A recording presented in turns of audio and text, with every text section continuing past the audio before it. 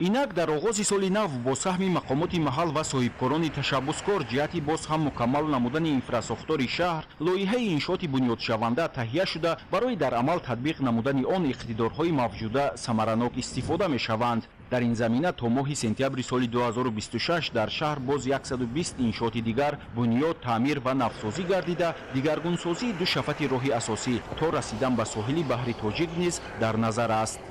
шаҳри гулистон бо имконияти бузурги истеҳсолии худ яке аз минтақаҳои саноатии вилояти Соғд ба ҳисоб меравад. ҳоло дар коргоҳу корхонаҳои саноатии шаҳр ки дар маҷмӯъ 48 ададро ташкил медиҳад, наздики 100 намуди молу маҳсулот истеҳсол карда мешавад ки аксари он воридоти вазкунанда буда ба содирот нигаронида шудааст.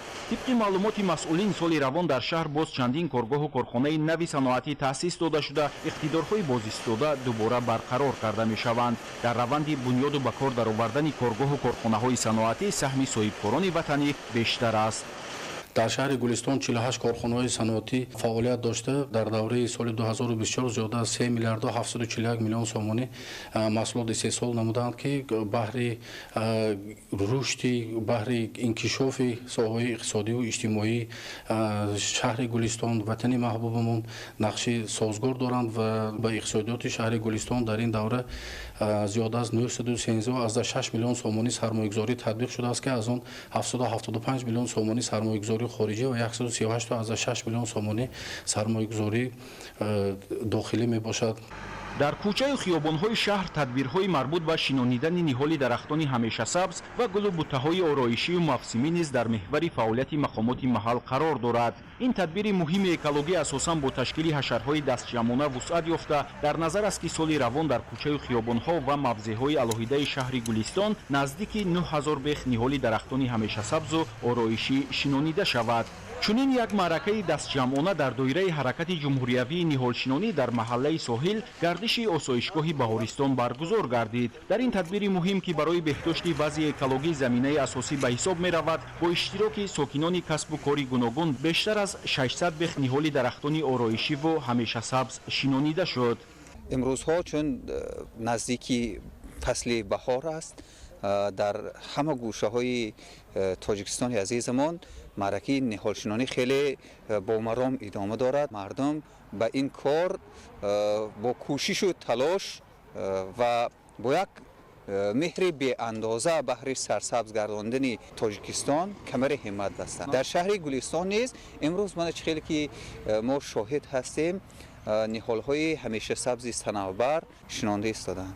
таъкид гардид ки то имрӯз дар марказ ва 5 ҷамоати шаҳраки шаҳри гулистон бо саҳми мақомоти маҳал ва бахши ҳифзи муҳити зист бештар аз 3000 ниҳоли дарахтони ҳамешасабзу ороишӣ шинонида шуд ва ин иқдом дар асоси қарори ҳукумати ҷумҳурии тоҷикистон дар бораи барномаи давлатии кабудизоркунии ҷумҳурии тоҷикистон барои давраи то соли 2040 дар шаҳр идома дорад.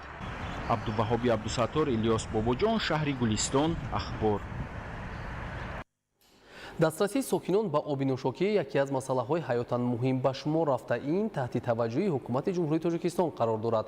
бо зиёд шудани шумори аҳолӣ талабот ба оби нӯшокӣ дар ноҳияи восеъ бештар мешавад. бо татбиқи лоиҳаи нав бошад ҳолати таъмини оби нӯшокӣ беҳтар хоҳад шуд. идомаи мавзӯъ дар гузориши Анваршоҳ Саидализода. таъмини сокинон бо оби нӯшокӣ яке аз масъалаи муҳим маҳсуб ёфта. ин раванд зери таваҷҷӯҳи ҳамешагии ҳукумати ҷумҳурии тоҷикистон қарор дорад. корхонаи давлатии фаръии таъмини оби нӯшокӣ ва рафъи обҳои партов дар ноҳияи восеъ яке аз корхонаҳое маҳсуб мешавад ки фаъолияташ асосан ба таъмини аҳолӣ ва корхонаю ташкилотҳо бо оби нӯшокӣ равона гардидааст.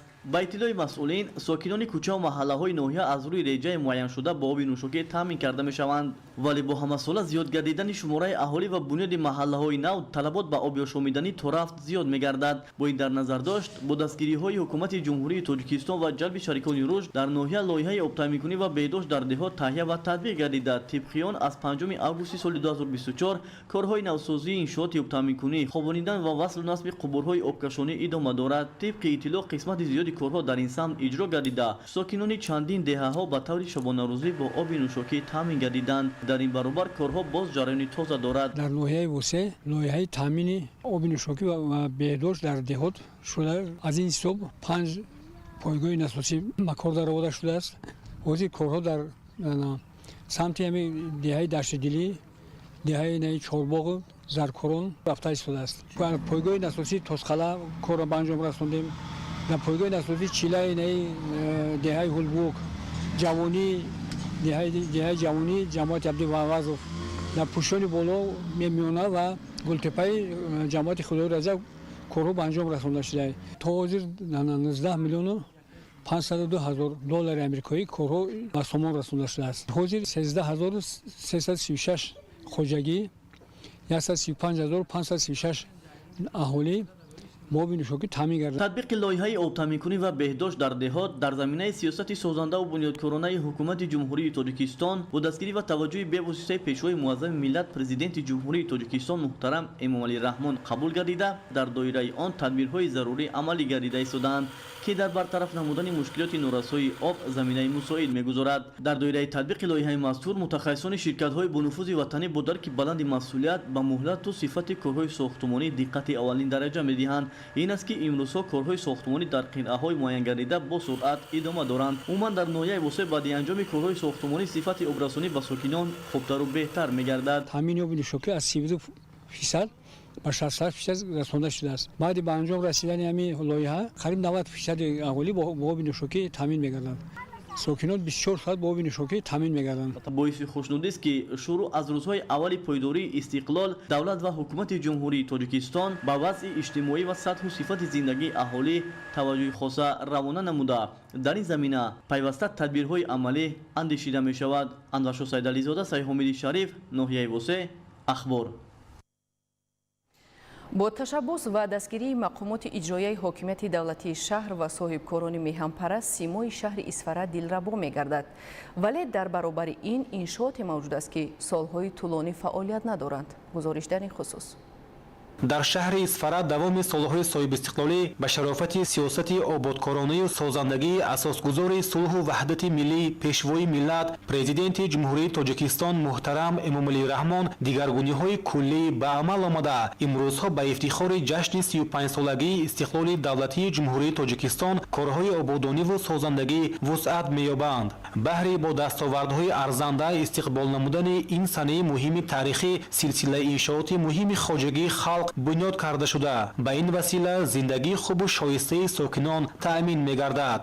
дар ҳақиқат имрӯзҳо бо ташаббус ва дастгирии мақомоти иҷроияи ҳокимияти давлатии шаҳр ва соҳибкорони меҳанпараст шаҳри Исфара боз ҳам обод гардидааст. дар ин раванд сокинони шаҳраки Нефтобод низ ба пешвози ҷашни таърихӣ дар корҳои ободониву созандагӣ саҳми арзанда гузошта бо дастгирии мақомоти иҷроияи ҳокимияти давлатии шаҳр ва ҷалби соҳибкорону сокинон барои ободонии маҳал ҷаҳду талош карда истоданд. ҷоиз ба қайд аст ки баробари сохтмони иншооти мухталиф дар шаҳрак дар самти ободонии роҳҳо низ тадбирандешӣ гардида бо иштироки васеъи сокинон саховатмандон ва соҳибкорон зиёда аз 1 километр роҳи марказии шаҳрак мунфарш карда шудааст. аммо дар қатори ин ободкориҳо ҳанӯз ҳам дар ҳудуди шаҳрак иншооти гуногун ҷой доранд ки бо вуҷуди хусусӣ гардонида шуданашон аз фаъолият боз монда ҳолати ҳуснангез доранд. гузашта аз он қариб ҳамаи иншоот дар сари роҳ ва маркази шаҳрак ҷойгир буда ҳусни шаҳракро коста мегардонад.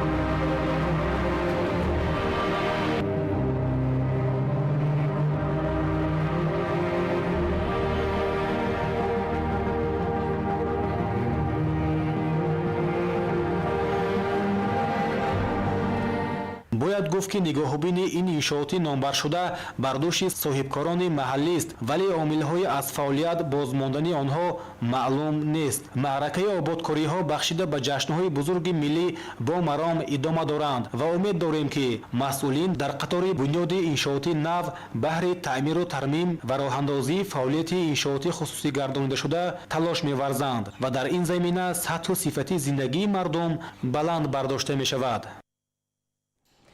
тоҷикистон дорои имкониятҳои васеъи сайёҳии табиӣ буда, истифодаи пурраи он барои ҷалби шумораи зиёди ҷаҳонгардон ва рушди иқтисодиёт мусоидат мекунад. аммо тавре аз таҳлилҳо бармеояд, раванди фароҳамсозии шароит, ҷалби ҷаҳонгардон ва ҳолати иншооти шафатиро беҳбудӣ мехоҳад. ҳолати воқеиро ҳамкоронамон дар шоҳроҳи Ваҳдат Норак инъикос намуданд. масири душанбе Ваҳдат Норак яке аз шоҳроҳҳои асосии рафтуҳои сокинон ва сайёҳон мебошад. бо дар назардошти ин яке аз масъалаҳои муҳимтарин тозагию зебоии муҳит аст. ҳамзамон дар ин масир инфраструктураи хизматрасонии сайёҳӣ низ бояд мутобиқ ба ниёзу талабот амал намояд. аммо мавҷудияти иншооти хизматрасонӣ ки хузди тирасозхандаи табро дорост нигаронкунанда буда масъулиятшиносиро тақозо мекунад. тартиби нақшаи созандагиҳо бунёди нуқтаҳои хизматрасонӣ дар шаҳри Норак авҷ дорад. аммо иншооти дигаре низ мавҷуд аст ки аз назари масъулин ва шаҳрдорӣ комилан дур мондааст. мисоли возеҳ дар масири роҳи душанбе Норак иншооте ки чанде пеш чойхонаи сарироҳӣ амал мекард имрӯз вазъи ногувор дорад. Норак шаҳри дорои макони сайру сайёҳат аст. бо афзудани таваҷҷӯҳи сайёҳон ба Тоҷикистон мавҷудияти ин гуна иншооти нотамом ва вайронаҳо таби ҳар бинандаро хира мегардонад. мутаассифона мушоҳида мешавад ки хизматрасонӣ дар ин ҷо дар сатҳи зарурӣ ба роҳ монда нашудааст. сайёҳии экологӣ дар ҷумҳурии Тоҷикистон яке аз намудҳои ояндадор арзёбӣ гашта барои пешрафти он имкониятҳои фароҳон мавҷуданд. яке аз масъалаҳои ташвишовар дар шафати роҳҳои серҳаракат ки шаҳру ноҳияҳо бо ҳам мепайвандад мавҷудияти партовҳои зиёд ва ҳам раванди хушкшавии ниҳолҳо мебошад ки аз амал накардани масъулини ниҳодҳои экологӣ ва санитарию эпидемиологӣ гувоҳӣ медиҳад. инчунин ба талаботи замони муосир ҷавобгӯ намудани инфраструктураи сайёҳӣ ё худ харитаву нақшаҳои раҳнамунсоз низ боиси роҳафтодагии на танҳо ҷаҳонгардон балки сайёҳони дохилӣ низ мегардад. имрӯз ҷумҳурии Тоҷикистон бо такя ба имкониёти сайёҳии экологӣ, кӯҳнавардӣ ва сайёҳии солимгардонӣ маъруфияти хос дорад. ин аст ки сайёҳон ба табиати зебои кишвари мо мароғ зоҳир намуда ба мавзеъҳои гуногун аз рӯи харитаҳо сафар менамоянд. аммо намудани имконоту дигар шароити кӯмакрасон низ омили коҳишёбии таваҷҷӯҳ ва баҳогузории ғайриқаноатбахш мегардад. ҳолати ташвишовар дар шоҳрои душанбе Ваҳдат низ мушоҳида гардид. рисолати мақомот ва ё масъулияти сокинон вобаста ба ҳолати бади санитарӣ ки бо тӯдаи партовҳо мушоҳида мешавад иҷрои ӯҳдадориҳо дар ободии маҳал бар душти ҳамдигар вогузор мегардад. зиҷӯе ки хурде аз он оби пок нашояд фикандан дар он сангу хок. эҳтимоли ин ҷо чун манбаи оби ошомиданӣ истифода нагардад, аммо ифлоссозии он набояд ба ин ҳад бошад, зеро тозагӣ асоси ирода ва покизагии инсон аст. мушоҳидаи чунин вазъият дар шоҳрои мазкур комилан аз бемасъулиятӣ дарак медиҳад.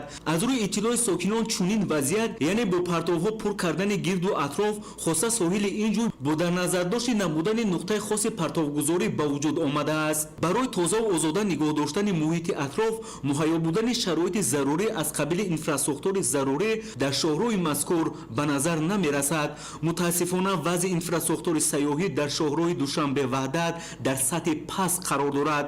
набудани харита ва аломатҳои сайёҳӣ дар шаҳр боиси нигаронии сайёҳони дохилию хориҷӣ мегардад. барои посух ба ин суол аз мудири шуъбаи сайёҳии шаҳри Ваҳдат муроҷиат намудем, аммо мутаассифона ҷавоб ва саволи худро аз масъули бахш гирифта натавонистем, зеро ӯ хоҳиши суҳбат доштану посух гуфтанро вобаста ба суолҳои матраҳ ва вазъи возеҳи бо изҳори хоҳиш надоштан рад карданд. бошад посух нагуфтан хоҳишашон аст, аммо чун рӯзноманигор вазъи воқеиро мебинад ва ҳолати воқеӣ сабт мегардад, онро яқинан бемасъулиятӣ метавон гуфту ном бурд ки ҳамин тавр ҳам гуфтем, вале ба ин баҳои мо шояд масъулини бахши мазкури шаҳри Ваҳдат норозӣ бошанд, вале чӣ гуна боз метавон шаҳр ин ҳолатро агар вобастаи риштаи мазкур умуман хоҳиши посух гуфтанро накунад?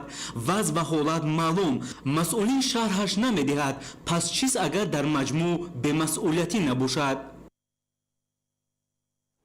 мавзӯи дигар дар музофоти мултони ҷумҳурии исломии покистон нақлиёти интиқолияндаи гази табиӣ таркид. Бар асари ҳодиса 6 нафар ба ҳалокат расида, беш аз 30 каси дигар ҷароҳат бардоштанд. дар Чили низ ғарқ шудани киштии сайёҳӣ боиси ҳалокати 6 нафар шудааст. хабарҳо аз хориҷи мамлакат. дар музофоти мултони ҷумҳурии исломии покистон нақлиёти интиқолдиҳандаи гази табиӣ таркида баъдан оташ гирифт. бар асари ҳодиса 6 нафар ба ҳалокат расида, беш аз 30 каси дигар ҷароҳат бардоштанд. захмиён аз тарафи кормандони хадамоти дахлдор ба беморхона интиқол дода шуданд. аз зарбаи таркиш нақлиёт ва биноҳои атроф зарар диданд. вобаста ба ин кормандони хадамоти дахлдор сокинони наздики ҳодисаро ба ҷойҳои бехавф кӯчониданд. барои хомӯш намудани сӯхтор кормандони хадамоти оташнишонӣ чанд соат фаъолият карданд. сабабҳои рух додани таркиш муайян нест. дар минтақаи шимолу шарқии Англияи нави Иёлоти Муттаҳидаи Амрико заминларза ба иқтидори 3,8 балл ба амал омад. ҳамчунин заминларза дар Массачусетс, ҷазираҳои Род ва Бостон ба қайд гирифта шуд. маркази заминларза дар наздикии минтақаи Нью-Ҳемпшир ҷойгир мебошад. тибқи иттилои мутахассисон эҳтимоли ба амал омадани сунами мавҷуд аст. дар шаҳри Анталияи Туркия воқеъ дар як бинои 12-ошёнае ки сохтмонаш ҷараён дошт сӯхтор сар зад, ки боиси захмӣ шудани чанд нафар шуд. дар робита ба ин кормандони хадамоти дахлдор кормандони биноро ба ҷойҳои бехавф кӯчониданд. барои хомӯш намудани сӯхтор кормандони хадамоти оташнишонӣ соатҳо мубориза бурданд. мувофиқи маълумоти пешакӣ сабаби сар задани сӯхтор дар корҳои кафшергарӣ арзёбӣ мегардад. дар минтақаи Лос Лагоси Чили киштии сайёҳӣ ғарқ шуд. дар пайи ҳодиса 6 нафар ба ҳалокат расида, як каси дигар бенишон гардид. кормандони хадамоти марбута аз маҳалли ҳодиса 27 нафарро наҷот доданд. тибқи иттилои расида киштӣ барои 20 нафар пешбинӣ шуда буд, аммо бо он 34 мусофир шино мекарданд. ҳамчунин дар киштӣ таҷҳизоти наҷотдиҳӣ муҷаҳҳаз карда нашудааст. аз рӯи маълумоти расида киштии сайёҳӣ пас аз бархӯрд ба санги зериобӣ ғарқ шудааст. кормандони хадамоти наҷотдиҳӣ барои пайдо кардани бенишонгаштагон тавассути қайиқҳо фаъолият доранд.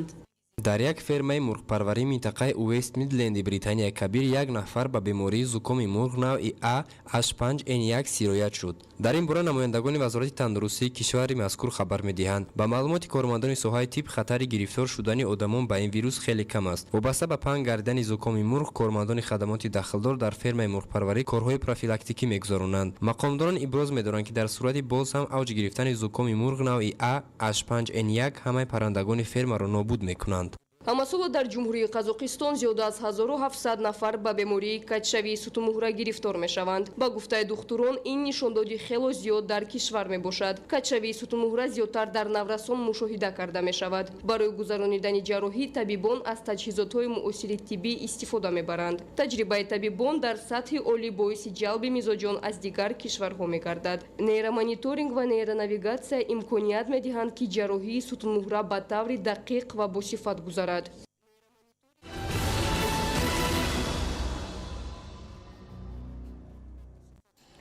дар ноҳияи ҷайҳун бо мақсади сазовор пешвоз гирифтани ҷашни наврӯз корҳои сабзу хӯрамгардонӣ, тоза намудани заҳбуру заҳкаш ва дигар амалҳо вусъат бахшида шуда сокинони ноҳия саҳми худро дар ободонии маҳаллизист мегузоранд.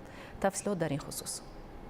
имрӯзҳо раванди ободониву созандагӣ дар ҳама шаҳру ноҳияҳои мамлакат идома дошта, баҳри фароҳам овардани шароити созгор ба сокинон инфраструктури зарурӣ муҳайё карда мешавад. дар ноҳияи ҷайҳуни вилояти Хатлон баробари бунёди иншооти хизматрасониву иҷтимоӣ ҳамзамон тадбирҳои сабзу хӯрамгардонӣ вусъат меёбад. мавриди зикр аст ки соли 2024 дар аксар минтақаҳои вилояти Хатлон дер нашъунамо гирифтани зироати пахта ва дар вақти ҷамъоварии он боришоти зиёди барф ба кори хоҷагидорон мушкилӣ пеш овард, ки натавонистанд ҳосили боқимонда ва ғӯзапояи онро саривақт ҷамъоварӣ намоянд. айни замон бо мақсади омода намудани майдонҳои кишт тавассути техника ва ҳашари дастаҷамъона майдонҳои боқимондаи пахтазорро аз ғӯзапоя тоза карда, дар он шудгори хушсифатро тариқи техникаҳои тасмачарх ба роҳ монда истоданд. баҳри сабзу хӯрам гардонидани кӯчаву маҳал ва шафати шоҳроҳи ҷайҳун панҷи поён бо ҷалби васеъи ҷавонон ва кормандони касбу кори гуногун зиёда аз 1000 бех ниҳолони сояафкану ҳамешасабз шинонида шуд. чунин иқдомҳои сабзгардонӣ чандез дар марказ ва деҳоти ноҳия ҷараён дошта, сокинон бо иродаи қавӣ дар чунин тадбирҳои экологӣ фаъолона ширкат менамоянд, то ҷашни пурифтихори миллиро дар фазои зебои идона таҷлил намоянд. امروز در ناحیه جیهون ساکنان ناحیه با پررگی به حشر دستجمعانه برآمده تمام جویبارهایی که از حدود ناحیه جیهون میگذرند کانال ها را تازه و آزاده نمودند و همزمان بحر سرسبز و خرمگردانی ناحیه معرکه نهالشینانی وسعت تازه کسب کرده درختان سایه افکن میوه دهنده و آرایشی شینانیده شده ایستاده است. تازه و آزاده نگاه داشتن محیط زیست از مدنیت بلند شهرنشینی بشارت داده با درک این معنی ساکنان توسط حشر دستجمعانه جوی و کانال‌های آبگذر را نیز از خس و لایه‌بها تازه نمودند. یکی از امیدهای بلند برداشتن حالت ملیوراتیوی زمین و فراوانی محصولات کشاورزی این تازه کردن زهبور و زهکش‌ها به حساب می‌رود که همساله مسئولین وابسته به امکانات مقدار ضروری شبکه‌های آبرسانی را به موسم نو کشت آماده می‌نمایند. مؤسسه دولتی بهداشت زمین و آبیاری ناحیه جیهون در یکجایی با خواجگیداران تازه نمودن زهبور و زهکش‌های حدود ناحیه را براه مانده بهر آبیاری زمین‌های کرم و آمادگی به کشت بهاری کارهای لازمه را انجام داده ایستادند. سمندر شایف اسکندری سعید، ناحیه جیهون، اخبار. در شهر و ناحیه‌های ولایت سوخت برای تازه کردن زمین از غوزه‌پایه، شودگاری زمین‌های کرم، آمادگی تکنیک‌های کشاورزی و موافق به طلبات گذراندن کشت بهاری تدبیرها اندیشیده می‌شوند. گزارش محمود احمدزاده و دلشاد یوسفی در این خصوص. در ناحیه سپیتامین جهت زمینه‌گذاری ба мавсими нави кишт корҳо вусъат дошта аъзои хоҷагиҳо бо истифода аз обу ҳавои мусоид заминҳоро аз ғӯзапоя тоза карда ҳоло аз 14796 гектар замини корам 13720 гектар шудгор гузаронида шудааст ки 93% нақшаро ташкил медиҳад. برای کم کردن مهنت دستی و اساساً طریق تکنیک انجام دادن کارها 70% تکنیک‌های کشاورزی هم از حساب مبلغ خودی و اجاره مالیوی نو گردیده حالا 382 عدد تکنیک در مقیاس ناحیه موجود میباشد که از این 40 تکنیک برای شودگار زمین‌ها استفاده شده در یک روز 228 گکتار زمین شودگار کرده میشود. بهره وسعت بخشیدن کارهای کشاورزی، تدبیرهای آمادگی به موسم نو کشت، تامین با اعتماد آب پالیزی، موافق با ترتیب معین گذرانیدن کشت بهاری، تقویت کارهای کبودیزارکنی نهالشینانه با سپارش پرزیدنت جمهوری تاجیکستان، پیشوای ملت محترم امامعلی رحمان، گروه کاری حکومت جمهوری تاجیکستان تحت راهبری معاون سروزیر مملکت سلیمان زیازاده، مسئولین وزارت کشاورزی، اگنتی بهداشت زمین و آبیاری، کمیته حفظ محیط زیست، بخاطر اوزوقواری، خواجگی جنگل و دیگر مسئولین متخصصان در شهر و ناحیه‌های ولایت سوخت از جمله ناحیه سپیتامین با رفت آمادگی به کارهای کشاورزی، شودگار زمین،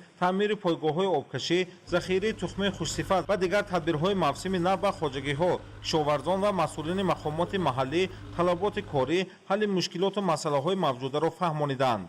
طوری تاکید گردید با دستگیری پرزیدنت جمهوری تاجیکستان پیشوای ملت محترم امامعلی رحمان جهت تامین با اعتماد خواجگی‌های کشاورزی با آب پالیزی سال 2024 و 2 پایگاه آبکشی ناحیه سپیتامین 2 اگریگات نو دسترس و وصل و نصب کرده شدند و این تدبیر جهت تامینات آب پالیزی به زمین‌های کارم مساعده نمود. حالا از طرف اداره بهداشت زمین و آبیاری ناحیه با مساعدت مقامات محلی جهت سری وقت آماده ساختن پایگاه‌های آبکشی با موسم نو آبیاری کارهای تعمیری در 13 پایگاه‌های آبکشی ناحیه به راه مانده شده قسمت زیادی کارها اجرا شدند. در برابر کارهای تعمیر پایگاه‌های آبکشی جهت بهتر نمودن حالت ملیوراتیوی زمین‌های کارم تازه کردن کانال و زهبور نیز تدبیرها عملی می‌شود. در ناحیه سپیتامین جهت اجرای برنامه کبودیزارکنی شنانیدن نهال‌های آرایشی و سایه‌افکن در شفت راه‌ها، محله‌ها و موضع‌های سبزکاری ادامه دارد. کشاورزان امسال موسم نو در 14796 گکتار کشت بهاری انجام می‌دهند که از این 6490 گکتار پخته، 140 گکتار کارتوشکا و در باقی مانده زمین‌ها سبزوات، پالیزی، دیگر انواع زراعت کشاورزی گذرانیده می‌شود. برای کشت کارتوشکا و پخته، تخمه کارتوشکا و چگید آماده میباشد. گفته شد که یکی از واسطه‌های پرثمر شدن کارها و افزون نمودن بازده زمین این سری وقت گذرانیدن کشت و کار بهاری موافق با استرکتور معین انجام دادن کشت زراعت‌ها کارکرد و استفاده نوری‌های مینرالی بوده از مسئولین و خواجگی‌ها ضمن جمع آمد وسیع اجرای سروقتی کارها استفاده تجربه‌های پیشقدم در بلند برداشتن حاصلناکی از یک زمین گرفتن 2 و زیاده حاصل تیزانیدن روند کارهای آمادگی به موسم تاکید کرده شد. فراهمسازی شرایط، آماده کردن کادرهای لایق‌مند، تبادل تجربه با دیگر دولت‌ها در این سمت و таъмини рушди соҳаҳои гуногуни иқтисодиёти мамлакат зери таваҷҷӯҳи пайвастаи ҳукумати кишвар қарор дорад. дар ин бора аз агентии хизмати давлатии назди президенти ҷумҳурии Тоҷикистон маълумот доданд. дар ҷумҳурии Тоҷикистон соли 2024 шумораи хизматчиёни давлатии амалкунанда 18801 нафарро ташкил намуд ки аз ин 4849 нафар занон мебошад. ҳамчунин бо мақсади таҳкими ҳамкориҳо дар самти байналмилалӣ ва табодули таҷриба дар самти омӯзиш чораандешиҳо идома дорад. иштироки хизматчиёни давлатӣ дар давраҳои омӯзишӣ бояд зиёд бошад, зеро омӯзиши таҷрибаи дигар давлатҳо дар дилхоҳ самт ба манфиат ва пешрафти кор аст. иброз гардид зимни чорабинӣ. имрӯз дар академияи идоракунии давлатии назди президенти ҷумҳурии Тоҷикистон бо иштироки масъулин ва ҳайати омӯзгорону коршиносон ҳамоиш баргузор шуд. иброз гардид ки соли 2024 байни академияи идоракунии давлатии назди президенти ҷумҳурии Тоҷикистон ва муассисаҳои таҳсилоти олии хориҷию созмонҳои байналмилалӣ 7 созишномаи ҳамкорӣ ба имзо расонда шуд. дар соли таҳсилӣ 2024-2025 дар баробари ба тариқи тестӣ санҷидани савияи дониши донишҷӯёну магистрантон ҳамзамон тавассути иштирок дар машғулияти устодон ба сатҳи азхудкунии дониш ва фаъолият баҳо гузошта шуд. зимни баҳогузорӣ маълум гардид ки сифати таҳсил аз рӯи шумораи донишҷӯёну магистрантон 59,7% ва азхудкунӣ 97,2%-ро ташкил дод. дар сурати ба анҷом расонидани корҳои илмӣ тадқиқотӣ ва ҳавасмандгардонӣ дар академия барои ҳимояи рисолаи номзадӣ 10 000 сомонӣ ва рисолаи докторӣ 15 000 сомонӣ мукофот муқаррар гардидааст. дар Донишгоҳи миллии Тоҷикистон аз фаъолияти ин муассисаи олии таълимӣ дар соли 2024 маълумот дода шуд. зикр гардид ки Донишгоҳи миллии Тоҷикистон яке аз бонуфузтарин муассисаҳои олии мамлакат ба шумор рафта, дар омода намудани мутахассисони соҳаҳои гуногуни иқтисодиёти кишвар нақши муҳим дорад.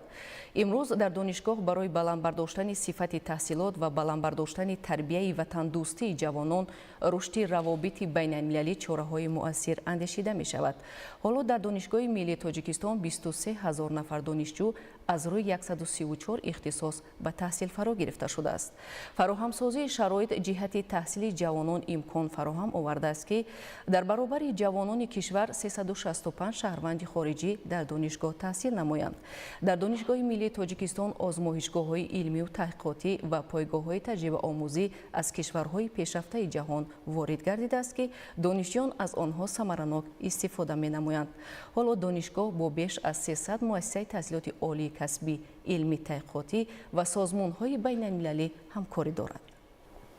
28 январи соли равон дар Донишгоҳи давлатии омӯзгории Тоҷикистон ба номи Садриддин Айнӣ ҳамоиш доир гардид. дар ҷараёни чорабинӣ изҳор шуд ки бо мақсади беҳтар намудани сатҳу сифати таълим ва мутобиқ намудани шароити донишгоҳ ба стандарти ҷаҳонӣ тадбирҳои зарурӣ марҳила ба марҳила амалӣ карда мешаванд. яке аз самтҳои афзалиятноки фаъолияти донишгоҳ рушди содироти хизматрасонии таълимӣ мебошад ки дар доираи он зиёдкунии пайдарҳами шумораи донишҷӯёни хориҷӣ ба нақша гирифта шудааст. имрӯз дар донишгоҳ беш аз 16 000 нафар донишҷӯ таҳсил менамояд ки аз ин 1642 нафарро шаҳрвандони хориҷӣ ташкил медиҳанд. зикр шуд ки ҳайати профессорону омӯзгорон, кормандон ва донишҷӯёни донишгоҳ бо мақсади иштирок дар чорабиниҳои илмӣ, фарҳангӣ, варзишӣ ва гузарондани корҳои илмию тадқиқотӣ ба ҷумҳурии Беларус, Ӯзбекистон, Чин ва Қазоқистон сафар намуданд. зикр шуд ки донишгоҳи мазкур давоми соли 2024 бо 16 муассисаи таълимию илмӣ ва ташкилотҳои хориҷӣ шартномаи ҳамкорӣ бастааст. бо мақсади омӯзиш ва дар амал татбиқ намудани нишондиҳандаҳои паёми президенти ҷумҳурии Тоҷикистон муҳтарам Эмомалӣ Раҳмон ба Маҷлиси олии ҷумҳурии Тоҷикистон дар шаҳри Панҷакент баргузории чорабиниҳо идома дорад. иҷрои нишондиҳандаҳои паём асоси афзуншавии муваффақиятҳо арзёбӣ мегардад. таваҷҷӯҳ намоед. бо мақсади омӯзиш ва дар амал татбиқ намудани нишондиҳандаҳои паёми президенти ҷумҳурии Тоҷикистон муҳтарам Эмомалӣ Раҳмон ба Маҷлиси олии кишвар ки санаи 28 декабри соли 2024 ироа гардид, аз ҷониби гурӯҳи кории шаҳрӣ бо кормандони соҳаи тандурустии шаҳри Панҷакент вохӯрӣ доир гардид. зикр гардид ки президенти кишвар дар паёми навбатиашон ба Маҷлиси олӣ ба соҳаи тандурустии кишвар низ таваҷҷӯҳ намуданд. аз ҷумла қайд намуданд ки ҳукумати мамлакат барои таъмин намудани фаъолияти босамари муассисаҳои соҳаи тандурустӣ ва баланд бардоштани сатҳу сифати хизматрасонии тиббӣ ба аҳолӣ тадбирҳои заруриро амалӣ гардонида истодааст. дар соли 2025 ба соҳаи тандурустӣ аз ҳисоби буҷети давлатӣ 4,3 миллиард сомонӣ пешбинӣ гардидааст ки нисбат ба соли 2024 840 миллион сомонӣ зиёд мебошад. ҳамчунин таваҷҷӯҳи кормандони соҳаи тандурустии шаҳри панҷакент ба иҷрои дастуру супоришҳои президенти кишвар ки аз паёми навбатиашон ба маҷлиси олӣ бармеоянд равона карда шуда аз онҳо тақозо карда шуд ки дар иҷрои вазифаҳои хизматиашон талоши бештар намоянд. ҳамчунин дар ҷамъияти деҳоти суҷинаи шаҳри панҷакент бо мақсади омӯзиш ва дар амал татбиқ намудани нишондиҳандаҳои паёми президенти ҷумҳурии тоҷикистон муҳтарам эмомалӣ раҳмон ба маҷлиси олии кишвар бо иштироки собиқадорони ҷангу меҳнат чорабинӣ баргузор гардид. дар чорабинӣ ки аз ҷониби шӯрои собиқадорони ҷангу меҳнати шаҳри панҷакент гузаронида шуд зикр гардид ки сарвари давлат дар паёми навбатиашон ба маҷлиси олӣ аз саҳми собиқадорон дар татбиқи сиёсати ҳукумати кишвар ёдоварӣ намуда саҳми онҳоро дар рушди кишвар муҳим арзёбӣ намуданд. аз ин рӯ собиқадоронро зарур аст ки бо таҷрибаҳои андӯхтаи худ имрӯзҳо дар раванди ободкориҳо бахшида ба 35-солагии истиқлоли давлатии иштирок ва дар роҳи созандагию бунёдкорӣ раҳнамуд сохтани ҷавонон саҳмгузор бошанд. далери бозор, хаём ҷураев, шаҳри панҷакент, ахбор. мавзӯи дигар, фаъолияти бо низоми муассисаҳои таълимӣ ва китобхонаҳо дар деҳот дар боло рафтани фарҳангу маърифати сокинон хосат насли наврасу ҷавон нақши муҳим мегузорад, аммо дар ҷамоати деҳоти чорбохи ноҳияи варзоб ин гуна нест. китобхонаи дарбаста, хонандагони хаста ва масъулони бознишаста. инак Зафар Қаюмзода гузориш медиҳад. замини пур аз алафҳои бегона ва ғарами партов, ин ҳама дар саҳну атрофи бинои ҷамоати деҳоти чорбоғ бемасъулиятӣ дар авҷи аъло. дохили бино дар кадом ҳолат бошад?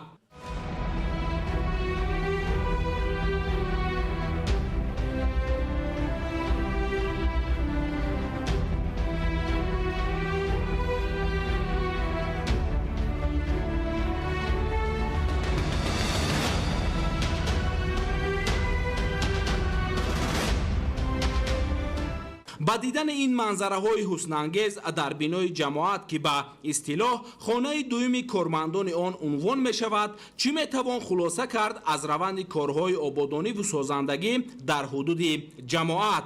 тозагиву ободониро аз хонаи худ оғоз бояд кард, мегӯянд. дар муассисаи таҳсилоти миёнаи умумии рақами 44 дар деҳаи Якачуғуз 717 нафар хонанда таҳсил дорад. онҳо аз норасоии китоби дарсӣ ва бадеӣ танқисӣ мекашанд.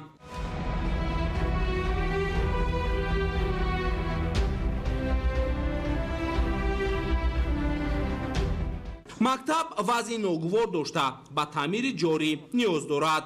фаъолият дар ин муассиса беҳбудии ҷиддиро тақозо менамояд. масъулони муассиса ҳарорати синфхонаҳоро дар фасли сармо мӯътадил баҳогузорӣ намуданд, аммо ҳолати воқеӣ чизи дигар аст. вагарна муҳассилин дар синфхонаҳо бо либоси болоӣ наменишастанд. масъалаи дигари ташвишовар дар ҷамоати деҳоти чорбоғ дар мавзеи хатарнок ҷойгир будани муассисаи таҳсилоти миёнаи умумии рақами 43 бо 241 хонанда дар деҳаи кӯлиҳавоӣ мебошад. кӯдакон барои таҳсил роҳи хатарнокеро гузашта ба мактаб мерасанд. сагони дайду ва роҳи ноҳамвор ки ба мактаб мебарад рафтуҳои муҳассилинро дар фасли сармо мушкилтар менамояд.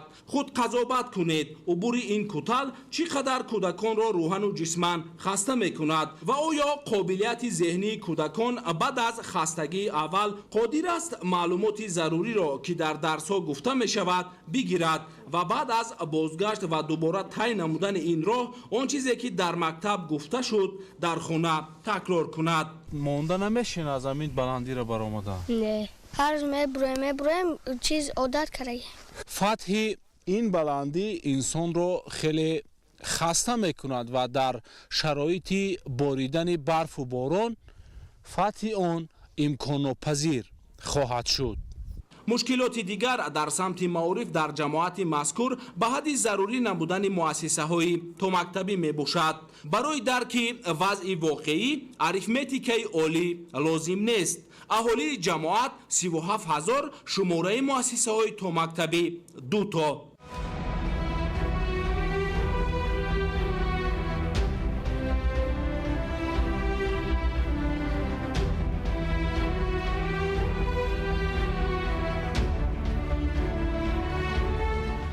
китобхонаи деҳаи якачуғуз ҷамоати деҳоти чорбоғи ноҳияи варзоб баъд аз пурсупоси тақрибан як 10 нафар аз сокинони деҳа мо китобхонаро бо дари баста дарёфтем. мутаассифона дониш барандаи роҳи рӯшан аст, китобу китобхонӣ манбаи он.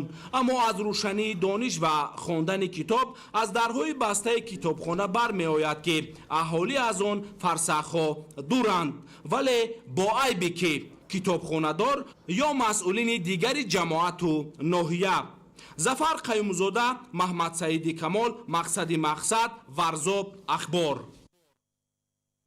шарҳи мавзӯи дигар. чорводорӣ яке аз бахшҳои асосӣ дар ноҳияи рашт ба шумор рафта. дар ҳамаи шаклҳои хоҷагидорӣ беш аз 108 000 сар чорвои калони шохдор ва 342 000 сар гӯсфанду буз мавҷуд аст. бо мақсади зиёд намудани истеҳсоли маҳсулоти хушсифат ва таъмини аҳолӣ бо гӯшт, чорводорон тадбирҳои зарурӣ меандешанд.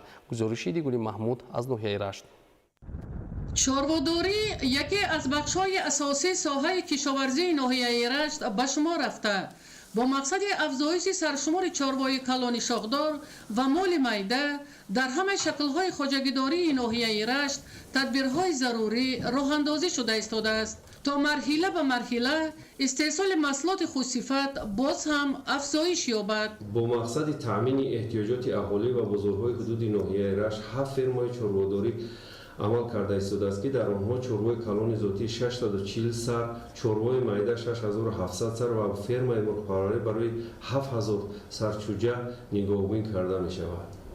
ҷиҳати рушди соҳаи чорводорӣ дар ҳамаи шаклҳои хоҷагидорӣ 108014 сарчорвои калони шохдор ва 342650 сар моли майда мавҷуд буда ки захираву имкониятҳои табиӣ имкон медиҳад ки соҳаи чорводорӣ боз ҳам афзоиш ёбад. ташкили фермаҳои хурди чорводорӣ яке аз роҳҳои асосии пешрафти соҳа ва таъмини аҳолии деҳот дар шароити кӯҳистон бо гӯшту маҳсулоти ширӣ ба шумор рафта. дар ин самт корҳои мушаххасу назаррас амалӣ шуда истодааст. аз ҷумла дар партави ҳидоятҳои президенти ҷумҳурии тоҷикистон муҳтарам Эмомалӣ Раҳмон ҷиҳати таъмини аҳолӣ ва бозорҳои минтақа бо маҳсулоти хушсифати истеҳсоли худӣ мақомоти иҷроияи ҳокимияти давлатии ноҳияи Рашт имкониятҳои мавҷударо ба назар гирифта барои ташкили хоҷагиҳои чорводорӣ қитъаҳои замину чарогоҳ ҷудо карданд, то бадин васила соҳибкорон барои нигоҳубини чорвои калони шохдор ва моли майда фермаҳои чорводорӣ ташкил намоянд. дар баробари ташкили фермаҳои хурди чорводорӣ аллакай як қатор соҳибкорони маҳаллӣ ба парвариши мурғ ва истеҳсоли гӯшти парҳезӣ машғул буда нақша доранд ки соли ҷорӣ фермаҳои мурғпарварӣ бунёд намоянд, то бадин васила истеҳсоли гӯшт ва тухмро давра ба давра афзоиш диҳанд. аз рӯи маълумоти идораи кишоварзӣ то ҳамин давраи соли равон дар деҳаи Кочун, Ганҷ, Камароб, Миртоб, Ҳоид соҳибкорони муваффақ биноҳои замонавӣ бунёд карданд, то парвариши чорвои калони шохдор ва моли майда ба талаботи санитарӣ пурра ҷавобгӯ бошанд. аслан саршумори чорвои калони шохдор 108 000 сар ва моли майда 342 000 сар ба сектори хусусӣ рост меояд ки дар ин фермаҳои хурди чорводорӣ парвариши чорво аз 200 то 1700 сариро ташкил медиҳанд.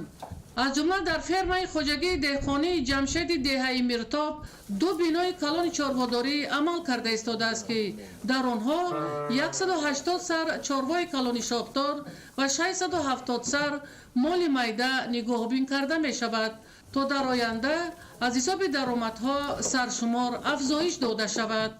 афзоиши саршумори чорво барои гӯшту ташкили корхонаҳои хурди истеҳсолӣ маҳсулоти ширӣ аз ҷумлаи нақшаҳои ояндаи чорводорони ноҳияи Рашт ба шумор рафта иқдоми созанда марҳила ба марҳила амалӣ мешавад, зеро масоҳати чарогоҳу заминҳои бекорхобида хеле ҳам зиёд буда оқилонаву самаранок истифода намудани манбаъҳои мавҷуда ба рушди соҳаи чорводорӣ мусоидат хоҳад кард.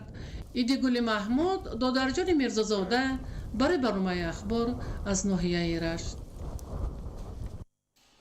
ба хотири сабзу хӯрамгардонии кӯча ва маҳал, шафату роҳҳои автомобилгард ва бунёди боғҳо дар ноҳияи Муъминободи вилояти Хатлон тадбирҳои ободониву ниҳолшинонӣ амалӣ карда мешавад.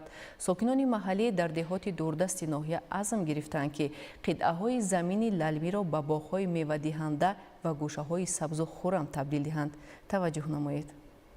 дар доираи амалисозии ҳадафҳои созанда ва баҳри ободу зебогардонии кӯчаву маҳаллаҳо дар марказ ва ҷамоатҳои деҳоти дурдасти ноҳияи Муъминобод, сокинон бо ташкили ҳашари дастҷамъонаи ниҳолшинонӣ дар сабзу хӯрамгардонии гӯшаву канори ин минтақаи кишвар саҳми назаррас гузошта истодаанд. ин навбат дар деҳаҳои дурдасти ҷамоати деҳоти Балхобӣ, сокинони маҳаллӣ бо истифода аз имкониятҳои мавҷуда ва ташкили ҳашарҳои дастҷамъонаи ниҳолшинонӣ дар қитъаҳои замини лалмӣ боғҳои мевадиҳанда бунёд намуда, ҳамчунин баҳри сарсабзиву зебогии мавзеъ ниҳолони сояафкану ороишӣ шинониданд. бо мақсади иҷрои ин ҳадафҳо танҳо дар ҷамоати деҳоти Балхобӣ дар мавсими имсола шинонидани беш аз 3000 ниҳолони мевадиҳанда ва ороишиву сояафкан ба нақша гирифта шуда, иқдоми мазкур марҳила ба марҳила амалӣ гашта истодааст. барои кафолати таъмини сабзишу нашъунамои ниҳолон бо тавсияи мутахассисон, қоидаҳои агротехникаи шинонидан риоя карда шуд. амалисозии чунин тадбирҳо нишон аз эҳсоси баланди ватандӯстии шаҳрвандон ва дарки худшиносиву худогоҳии миллӣ буда, баёнгари сарҷамъиву муттаҳидии мардум ва таъмини оромиву суботи сартосарии кишвар аст. ҳамзамон бо саҳмгузориҳои соҳибкорон ва сокинони маҳаллӣ дар деҳаҳои дурдаст бунёди иншооти гуногун аз қабили сангфаршнамоӣ роҳҳои автомобилгард, сохтани пулҳо ва амалисозии дигар тадбирҳои созанда вусъат ёфта истодааст. дар асоси нақша чорабиниҳои мақомоти иҷроияи ҳокимияти давлатии ноҳияи Муъминобод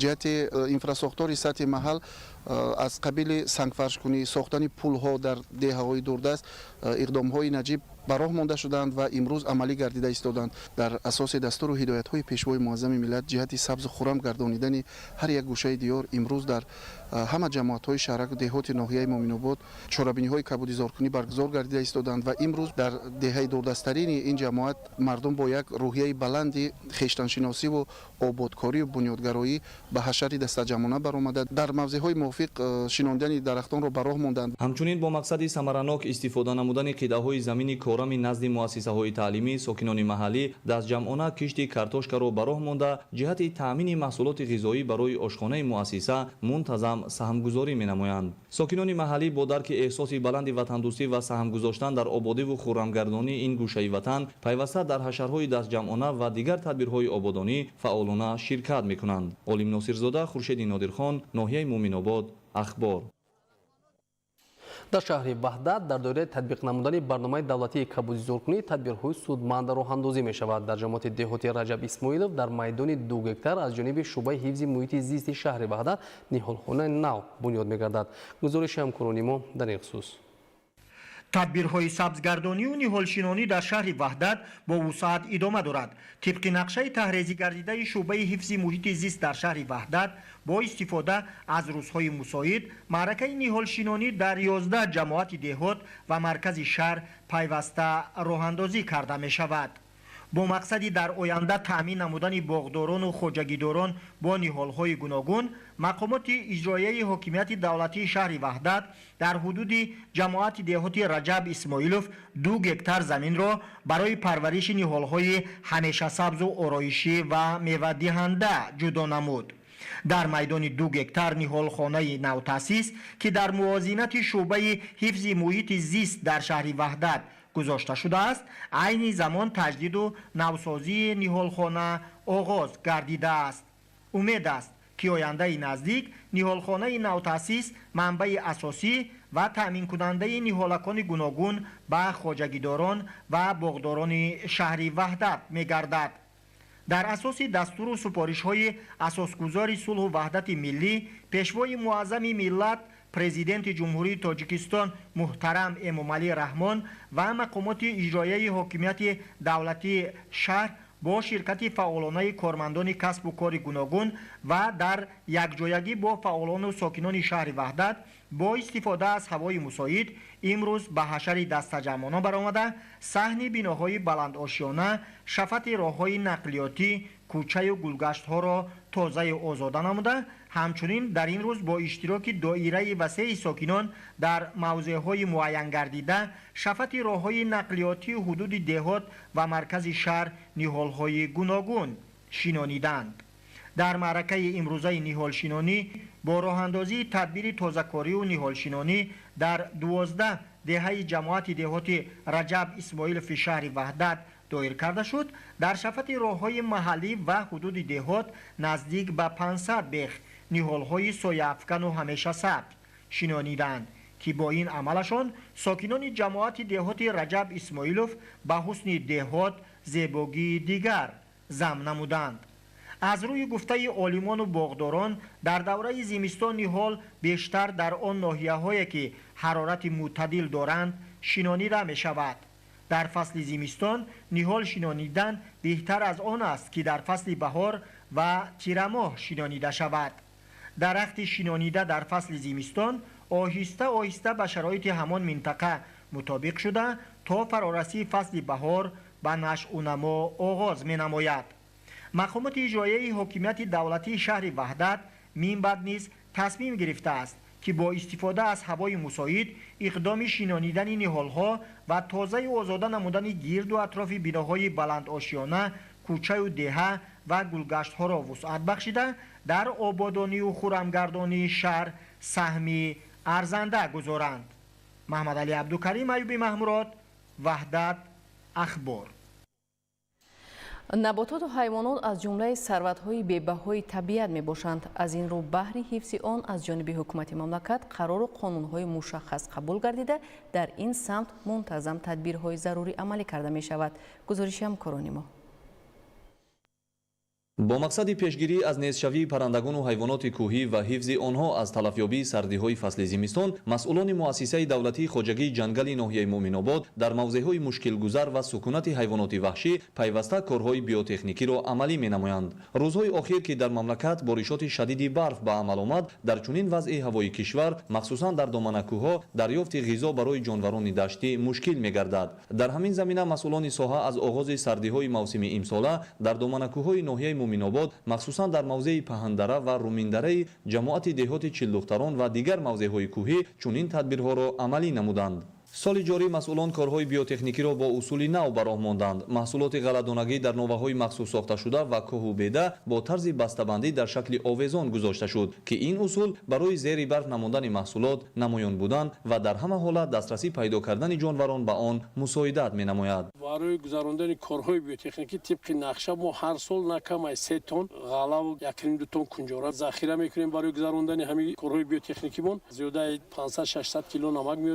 می‌آوریم خوش تا 1 تنی هر سال ذخیره میکنیم. هنگام ضرورت خنکی و سردی استفاده می‌بریم. عین زمان حدود خواجگی جنگل ناحیه 17423 گکتار بوده. از این 95 گکتار باغ میوه‌دهنده، 4500 گکتار میدان چراگاه و 7700 گکتارش درختان گوناگون جنگلزار میباشد. طبق اطلاع در خواجگی جنگل ناحیه حیوانات و پرندگان گوناگون نادر از جمله کبک هلال، عقاب، گربه جنگلی، خرس، گرگ، آهو و دیگر جانورانی که شامل کتاب سرخ تاجیکستان میباشند سکونت دارند. باغ‌های میوه‌دهنده مؤسسه دولتی خواجگی جنگل که در دامنه‌کوه‌ها قطعه زمین للمی بنیاد شده‌اند، مسئولان بهر رشد ساحه باغداری از موسم زمستان و بارش برف ثمرناک استفاده نموده بهر حفظ نهال و درختان میوه‌دهنده از حشرات‌های ضرررسان، خشکشوی، تامین نمناکی و رسیدن به نتیجه‌های بهتر فراوان حاصلی اصول یخابمانی را در شکل ذخیره زیادی برف در بیخ درختان عملی می‌نمایند. همه ساله چنین اقدام‌های دست جمعانه از روزهای اول فصل زمستان هنگام بارشات برف و سرد گشتن وضع هوا در دامنه‌کوه‌های ناحیه مومن‌آباد از جانب مؤسسه دولتی خواجگی جنگل ناحیه گذرانیده می‌شود.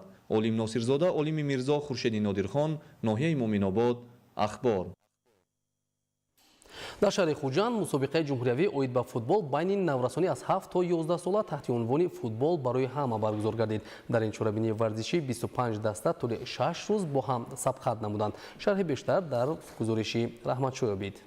سال اخیر دولت حکومت جمهوری تاجیکستان مخصوص کمیته کار با جامعان ورزشی نزد حکومت جمهوری تاجیکستان در همکاری با فدراسیون فوتبال مملکت در مرکز بسیار شهر نوحه کشور چوربینی‌های مختلفی ورزشی برگزار می‌نمایند.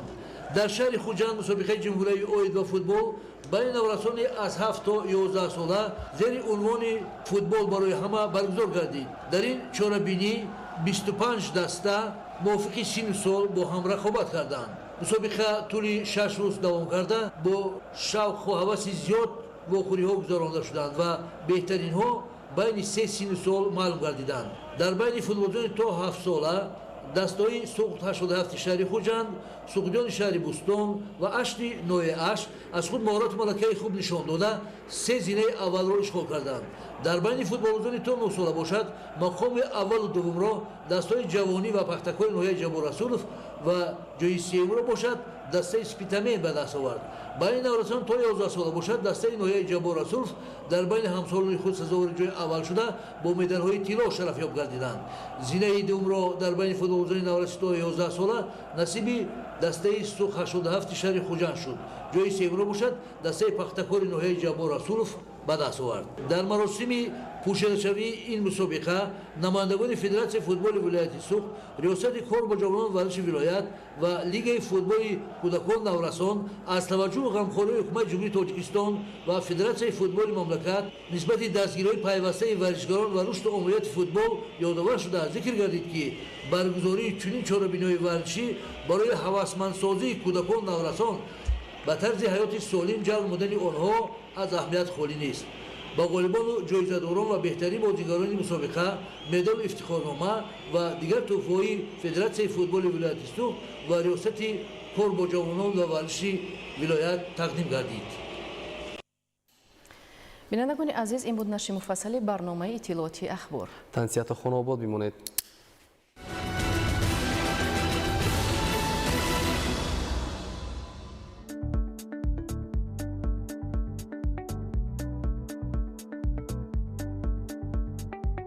андозпурандагони муҳтарам, сармояи оинномавӣ ки дороии муассисони шахсони ҳуқуқӣ ба ҳисоб меравад, тибқи талаботи қонунгузорӣ бояд аз ҷониби муассисон дар давоми 1 сол аз лаҳзаи ба қайдгирии давлатии шахси ҳуқуқӣ ташаккул дода мешавад. кумитаи андози назди ҳукумати ҷумҳурии Тоҷикистон шурӯъ аз моҳи ноябри соли 2024 расмиёти ташаккули сармояи оинномавии шахси ҳуқуқӣ дар шакли электронӣ бе ташриф овардан ба мақомоти андоз